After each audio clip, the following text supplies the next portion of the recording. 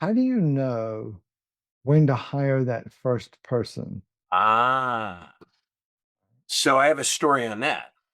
So I was really running hard.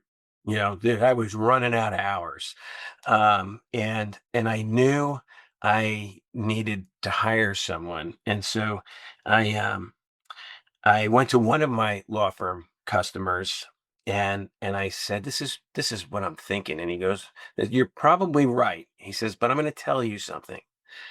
Once you hire your first employee, you will never be right staffed again.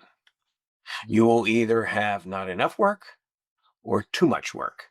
And you will constantly be going back and forth, back and forth, back and forth as you're too busy. You hire someone. Now you got to keep them busy. Now I got to go look for more work. And now I'm too busy again and I got to go hire somebody else.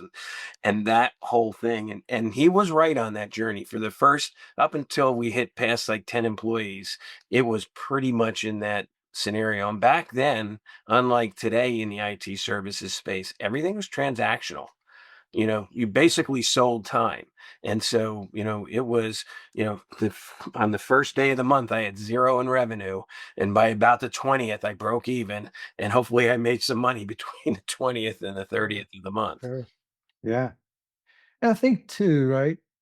When you when it's just you, if you make a mistake, if you misestimate how long something's going to take, or whatever happens, you can fix that problem by simply putting in more hours, Mhm.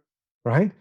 But as soon as you hire that first person, they're going to get paid whether it was your fault or not. And so all of a sudden, I think it really creates a change in your company where you really have to start thinking about, profitability, and you have to, for the first time, start thinking about covering payroll, right? Even though it's, just that first person. But I think it changes the way that you think about things. And I think it changes the way that you start to price things because you now can't just cover it by just working harder, right?